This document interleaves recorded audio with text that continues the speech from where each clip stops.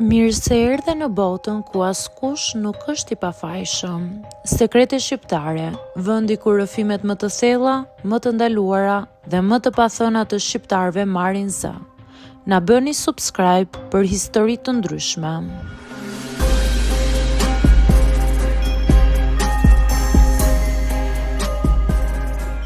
Jam 40 vjeç dhe jetoj ende me prindrit.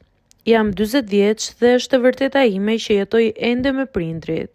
Kur e them këtë, shumica më shikon me keqardhje, disa me përçmim, disa me habi. Në shoqërinë ku jam rritur, kjo është diçka që njerëzit nuk e kuptojnë. Në sytë e tyre, unë jam ajo vajza që nuk ja doli dot, që nuk u martua, që nuk ndërtoi një shtëpi të vetën. Askush nuk e di historinë time, askush nuk e di pse unë nuk kam mundur t'i bëj këto hapa. Kur isha 25 vjeçe, ëndra ime ishte të kisha një shtëpi në Tiranë, një punë të mirë dhe një burr që të më donte sinqerisht. Isha gati të nisesha për Itali me kushurirën time, por atëherë babai im u sëmur rënd.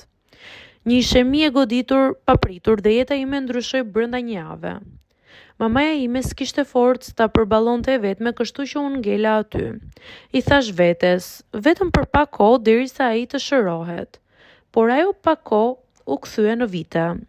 Punova si mësuese në një shkollë të afërt, ndihmoja nënën me punët e shtëpisë dhe kujdesesha për babain. Shokët e mi u martuan, u larguan, ndërtuan jetë të re. Unë mbeta aty në shtëpinë e vjetër ku çdo gjë më kujtonte fëmijërinë time, por tani me një peshë në krahëror që më rëndonte çdo ditë.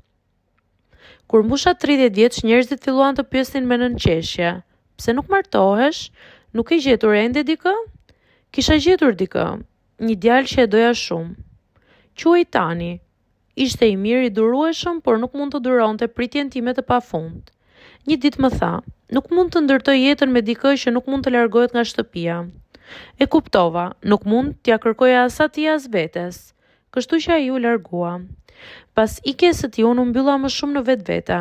E pranova realitetin tim si diçka të pandryshueshme. Babai u përmirësua disi, por pastaj u plak. Mamaja filloi të kishte probleme me zemrën dhe unë, në vend që të mendoja për jetën time, u bëra kujdestarja e tyre. Ka net kur zgjohem në orën 3 të mëngjesit për t'i dhënë ilaçet babait dhe ndërsa e shikoj si fle, e ndjej një lloj paqeje.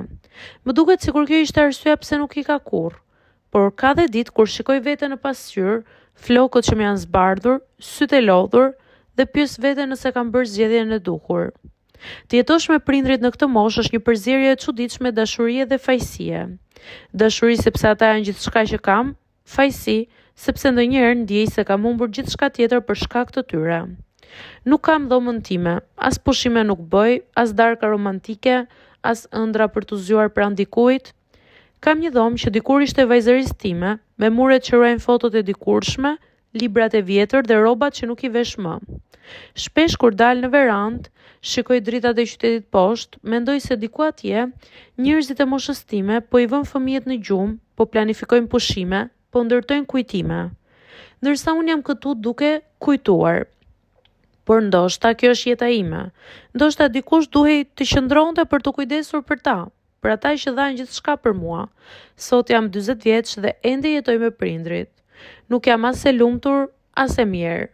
Jam thjesht dikush që ka zgjedhur dashurinë e heshtur përpara vetes.